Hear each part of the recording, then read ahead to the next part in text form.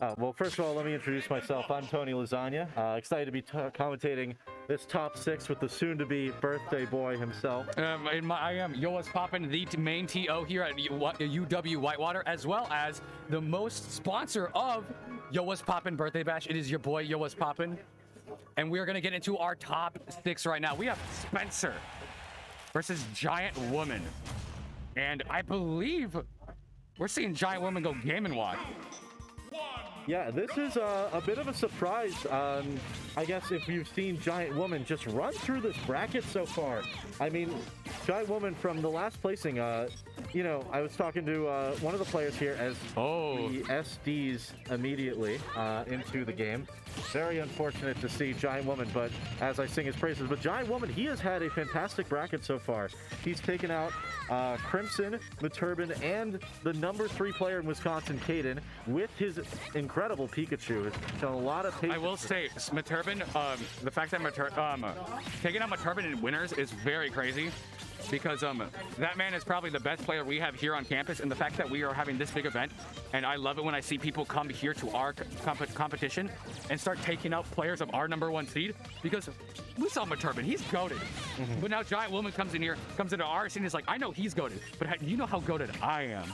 Exactly, and I mean, his last tournament placing, he placed 33rd at B2L, Between Two Lakes, the Madison sort of small tournament, as Spencer right now up 2 stocks, or 3 stocks to 1, excuse me. Right, but that was been doing really well. Not so much in this game so far as Spencer actually making the most of, you know, what you think is a tough matchup with Game&Watch's bucket. Of course, and from we haven't seen, I don't think I've seen Giant Woman's not Pikachu, Game&Watch pretty much all day. So him going Game&Watch is a bit of a page turner, but I do, out of Pikachu's several winning matchups, one of those that are slightly misfavored, I've heard, is Ness, just ever so slightly.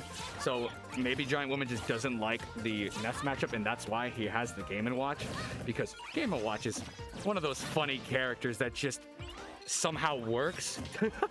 Yeah, I mean, definitely you know, we've seen on the national stage Meister do incredibly well, get from unranked to top 6 with this character. You know, he's got a lot of great tools to escape, as you're seeing him use the up B. He's able to take that first stock of Spencer with that chair, the forward tilt, and now he's pressuring on the platform. We're going to Smashville for game 1, which is interesting because, you know, whenever you don't see PS2 to start a set, it's definitely a surprise. I mean, I don't, when fighting Ness, I don't want to be, the bigger the stage, the more room that they have to use platform, more projectiles and stuff like that. Here it's kind of close quarters. You don't have to really run around and scrapple all that much.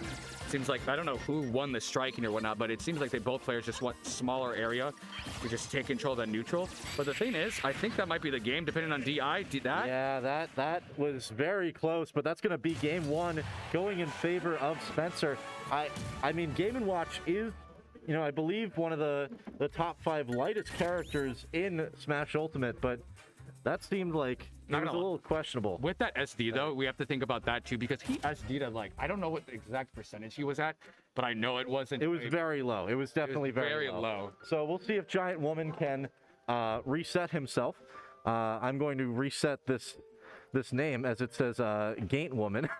Does it say Gaint? Oh my! It says Gaint Woman. Listen, I have been going at it for 4 hours. Sometimes small things happen. Gaint Woman. That was the Game&Watch. That's actually the lore. Is whenever Giant Woman goes, when Giant Woman is a Pikachu main, Gaint Woman is the Game&Watch. So as we see, we switch the names. The Pikachu is about to come out. Maybe, but not gonna lie, besides that SD with Game&Watch, okay, I was confused for his moment. Yeah. No, Game&Watch again. Okay, I will say, with this being 3 out of 5, he definitely, Giant Woman has more room to wiggle around and do other stuff with. And I feel like with that SD, that definitely afflicted. And another thing, even though Game&Watch is very light, I feel like that back throw, even though Smashville is a bit smaller, I believe the Giant Woman could have air dodged or just fixed their DI a little bit more, because we saw on the map just how slow it was, and it just barely killed. Just barely. So I feel like slight fix up on that DI, just quick check yourself, because Ness back throw has always been that kill option. Yeah. So if you DI correctly, you can live for just a little bit more. And that's what Giant Woman needs, because if you look at this... almost with the PK Thunder too. Oh, and that's going to be an SD off the side. An aggressive option is going to lead to Spencer. Well, I wouldn't say he threw away his first. No, he you definitely, go he for definitely used it. But he, if he had hit Giant Woman there, he would have stayed on stage. Doesn't stay on stage. It's going to go down a stock. And Giant Woman, let's see what he can do with the lead. Honestly, when it comes to more mid-level, top-level players, when you see something, like you see that lineup, you just go for it. You throw that ball. And that's what just Spencer did, and it just slightly was misspaced. But sometimes that happens. You just got to shake it off, throw it back in. Because right now... Oh, great edge guard going low. Spencer is feeling himself. You know what? I think it might have been us changing the stream name from Gate Woman to Giant Woman right now. That what we saw last time. Giant Woman is back in the house now. Giant Woman is in the house. Okay, I don't know who Gate Woman is anymore, but Giant Woman is here. But that stock is going to be eliminated, finally preventing the 3 stock. Yeah, up smash going to take it there for Spencer. Down 2 stocks to 1. Even percent, 0% apiece. So now we'll see if Spencer can get this going a little bit. He decides to reset to neutral. Good choice, of course. Game&Watch having that frame 3 up B, one of the best escape options in the game. Game&Watch is just one of those funny characters where you look at it and you just think it's one of those like meme characters in a little bit. You just look at him and think he's kind of funny looking, and his movesets are a little funny too. But when you look at him and when you actually see him play and the movesets he has, he's kind of good. And a lot of his moves are very, very helpful. And as we see here, Giant Woman doesn't have just a Pikachu, and as we see, this is a much better game 2 than it was. That hits! He hits him. I think that was the sour spot, though. He's going to get the back air. What did he hit him with? Killed him at 80%. I think, honestly, that may have been a lot. Oh, and the bomb! He's going to get it with the bomb. He snuck it in there inside of Spencer, and now it is 1-1. Giant Woman has already made an upset on a Wisconsin PR player today, and looking to maybe make another one here. Wait, who did he beat that was PR? He beat Caden. That's right. Okay. I will say, you saw Spencer trying to fair. I believe, correct me if I'm wrong, you can try to hit the bomb before it explodes. Yeah. It does disable it. It will. I feel like that's what Spencer was trying to do with that fair, and it was ever so slightly misspaced. And that's why he got hit by it, because you saw him trying to break it, but he just ever so slightly missed. Yeah, it's a game of frames, man. 60th. The games of frames and very much micro spacing. Yeah, so we'll see where they go now. I believe they chose Town and City. I didn't quite see because we were changing the number. See, the funny thing about that is we just act like we know what stage they picked, and then after the game shows it, we'll just say the name. It's like, oh yeah, they picked Town and City. Of course they did. You know what? I'm a little rusty, man. I'm forgetting these commentary tricks. But look at that, Town and City. Okay, Spencer Palutena. I guess I was able to tell by the icon. Man, I've played this game way too much. But we see Spencer actually going to Palutena. So interesting. I don't think listen, I'm a little new here. How common is the Spencer Palutena? I'm more local of this scene. I do know when it comes to top level, like these PR ranked players, there's not a lot of character loyalists. There's always going to be, they have that character in the back pocket. Yes, top 6 is 3 out of 5, by the way, chat. They're always gonna have that character in the back pocket, and right now what we're seeing is basically a counterpick war, because that was a beautiful read on the roll off of ledge with that forward smash. Spencer is getting the download. The download is starting. That was meaty. It's sometimes it's hard to control Game&Watch off of stage because he does have the up B. He can mix up with an air dodge, a jump, but Spencer so far is just controlling the air, especially against Game&Watch, who has a really good disadvantage. I feel like ultimate. I feel like this is just one of those moments where he's got full bucket. He's got full bucket. Watch out. You know, the thing that's about this, I never know. The thing that's interesting about this is that if Giant Woman loses this game, is he going to go Pikachu? Because he went Game&Watch specifically. Oh, and he's gonna pay with the stock there. Almost Spencer just weaving around the bucket, getting the stock, and now he's up 3-1. It's crazy how both players are able to get up to huge leads, partially due to SD's and aggressive plays. But what I love in this game, it's solely momentum. Right as that forward smash happened, with that first stock elimination, that Spencer had the momentum. Giant Woman had that bucket of momentum, and he had to use it to its best ability. But as soon as Giant Woman missed bucket, you saw Spencer take that momentum. It's like, you just lost your best tool. I'm taking advantage of the situation now, and just took it and ran with it. Because right now we're gonna see Spencer Palu, maybe 3 stock. No, okay, thank God for the air dodge. I did not curse anything. Calls out the dash attack. Wait. Gonna try to... He's stalling, but Spencer's waiting. Yeah, he was trying to absorb that explosive flame, and he's going to die at 80%. A lot of race on Palu. Those sides, those blast zones on City Small, but still... That DI kind of sus, I'm not gonna lie. Yeah, there are a lot of factors that would lead to a kill, but at 80%, I mean, you gotta wonder. Granted, rage and stuff like that, but come on, man. Yeah, come on. Hey, you know, sometimes it's about who makes the fewest mistakes in a set. You know, that's. And we're gonna see. Now the thing that's interesting about this, real quick, the thing about this is Giant Woman gonna go Pikachu because he went Game&Watch for the Ness. Is he gonna go Pikachu for the Palutena? Okay, we're gonna say yes. Now the thing about this is, if Giant Woman wins, Spencer can switch to Ness, and then this is when. That's why I love 3 out of 5s, because if it's stuff like this, it's literally a counter pick war, and then it eventually goes back to the main. Because if Giant Woman wins this, is Spencer going to stay or is he going to switch to Ness? It just literally depends on what is he more favorable of, because he didn't go Pikachu game 1 when he went Ness. So we already know that Giant Woman doesn't like Pikachu Ness for whatever reason, but he knows his Game&Watch can't beat this Palutena, so he's seen if the Pikachu can. Yeah, but right now, Spencer off to an early lead with these Nairs. He's trying to stuff out these jump approaches from Giant Woman. He's doing a good job so far. Got him off stage. He's been so good on these down tilts. Uses the platform to get back safely, but he's missing with these T-jolts. They're going to help him get back, and we're going to see good job. Oh, that was...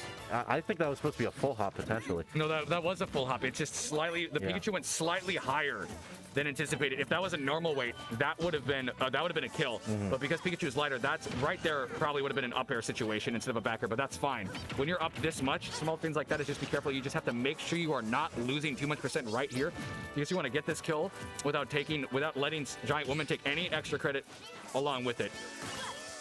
Yeah, we're seeing sort of these reflects. I wonder if maybe Giant Woman might start to play a little closer to counteract. If he's going to get the read on the approach, get the back throw, and take stock number 1. Spencer trying to make it to our winners finals here at your birthday bash. YoWazPoppin birthday bash with YoWazPoppin on the mic. Thank you all for showing up, by the way. Stream has been absolutely sick. Commentators have been sick. Sets have been sick. Thank you all.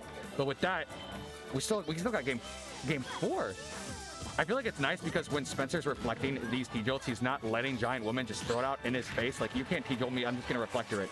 So it's stopping a little bit from Giant Woman basically leading, like, I'm just going to throw this T-jolt at you. Actually, I'm just going to reflect it instead. Yeah, he's reflecting a lot. I mean, a lot more than I'd even expect. I wonder if we're going to see Giant Woman start to adapt to that and maybe play at the range you T-jolt. Great defensive...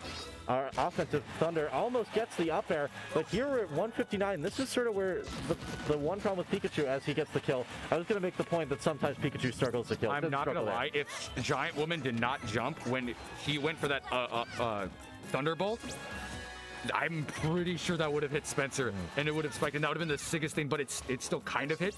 But I saw what he was going for, and that was sick. But Giant Woman at a little bit of a deficit on their winner sides, on their second stock. Off stage, great job to jump over that explosive flame. These platforms are doing a lot of work for Giant Woman at the moment, because he's been able to survive and sort of mix up his approach back to the stage. Now he's got Spencer in the ledge. The very last multi-hit of that back air just completely threw it off, and it's just like, oh, great, I love it.